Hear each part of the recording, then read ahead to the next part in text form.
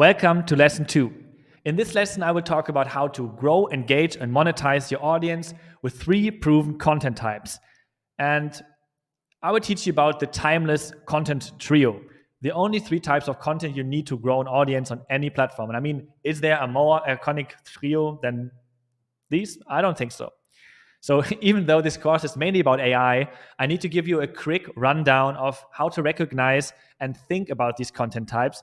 Because if you don't know them, how are you supposed to teach them to ChatGPT? And most of the prompts are based around these concepts, so it's just super helpful to understand them fundamentally. Just bear with me, it's going to be worth it. So I often hear people overcomplicate social media growth. You hear them say something like, you need to know the algorithm to win on Twitter. You need to post exactly at these 3 times and 3 stories up, blah, blah, blah. You need to know this engagement hack to grow your LinkedIn page. And let me tell you one thing. If you ask me, that's all bullshit. There's no such thing as the platform-specific growth strategy. It's a myth in a way.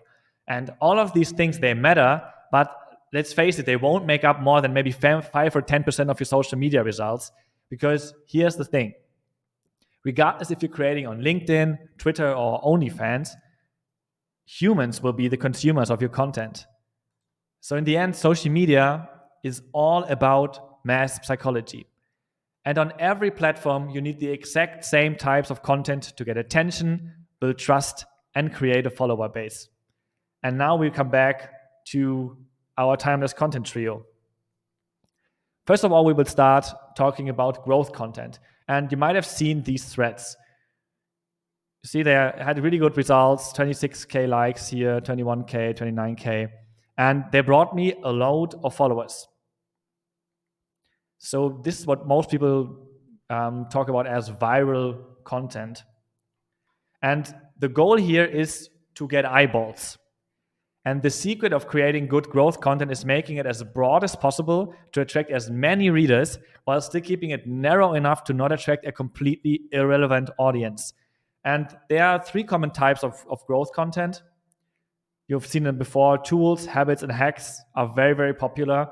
And they work best when it's positioned as a quick fix to a big problem, because it makes the reader subconsciously feel afraid of missing out on the benefits provided by your content. So when you read a thread that's called 10 AI extensions that will 10x your productivity, your brain thinks like, what if this really contains a tool that would save me hours per day? I can't miss this. I'd rather spend 2 minutes reading this than missing out on this huge improvement of my life. So that's kind of what's going on in the mind of your reader. But if your brand only shares growth content, you will never be able to monetize the audience well. Say that twice. If you only share growth content, you will never be able to make enough money from this. So the point is, you build virality first. That's like the top of your traffic pyramid. And you need deeper content to build a meaningful audience that pays you money. So this is where the next part comes in, which I call the knowledge content. And I have some examples here. So this is more in-depth content. Those are workflows. And you can see they weren't as big. They were still pretty successful. Those are the successful examples. But I've also had knowledge content that's not going completely crazy, but it also caters to a different need. So the goal here is you want to get fans now. And you educate your audience on a specific problem. You solve a specific problem for them. And don't worry if you don't know much about your audience yet. In the next lessons, you will do customer research and create a content strategy that will also help you with that. So I got you covered.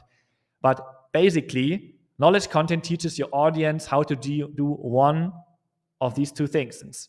A, how to get something they strongly desire, and B, how to avoid something painful. And you have to know pain avoidance is way, way stronger than the gravitation towards pleasure. So that's also, again, mass psychology.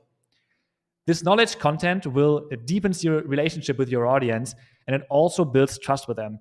But if you want to monetize your audience, you need to go a little bit further than that. So first of all, we have the growth content. We got them in. We gave them knowledge content to give them more value. But we still need a little bit more persuasion or even more value to get them over the hump to actually pay us. So we gave them specific knowledge, but we also have to prove that we can actually solve their problems, that we actually solved them before. And that brings me to the last component of the content trio, and that's authority content. And as you can see, those are case studies about Dakota's clients or his people in his courses, and they make a lot of money now. So it's all about showing results, showing numbers.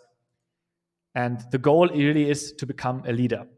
So this is very straightforward. You just need to bombard your audience with proof of your expertise. And there are many ways to do this. So testimonials are great, case studies like the ones we just looked at. So if you can talk about your customers, they reached certain goals, if they lost weight or if they made some money, if they gained followers, all those are amazing to share as case studies. So you can also share your own results, your own revenues, your own growth. Any kind of social proof is just super helpful. And for example, Dakota Robertson posted a case study of how he helped a friend of his to reach 60K a month as a ghostwriter while he was promoting ghostwriting coaching in his community. So it's really great to use these case studies also to promote your own product. So authority content works best when it comes from a person who was in the place where your audience is now, because it makes it more relatable and believable. So it's way easier to talk to someone when you already know and solve their problems, and it's easier to sell to them. And never underestimate the power of a results post. Really, I can't overstate this. If you look at how many people will visit your profile after reading a result post, it's like 10x the amount of a growth post.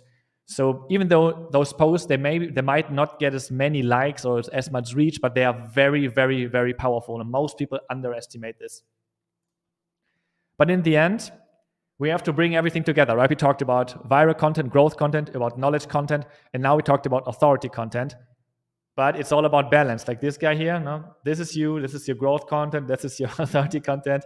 And it's about finding a balance, because if you overdo one part and the other one is lacking, if you only do growth content, it's hard to monetize. If you only do authority content, it's harder to reach as many people. So it's all about really like finding a balance here. It's like a recipe. If you cook, it's all about balance. So now we've unmasked the real drivers of social media growth. It's really time to put them to use. And now it's finally time to really dive into AI. And I'm so happy you've followed me until this point now, because now you got the perfect foundations, the fundamental knowledge we need to really dive deep into AI content now. So next up, AI, baby. So I'll see you in the next lesson where it's all about how to actually start using AI for all this. So thank you for listening.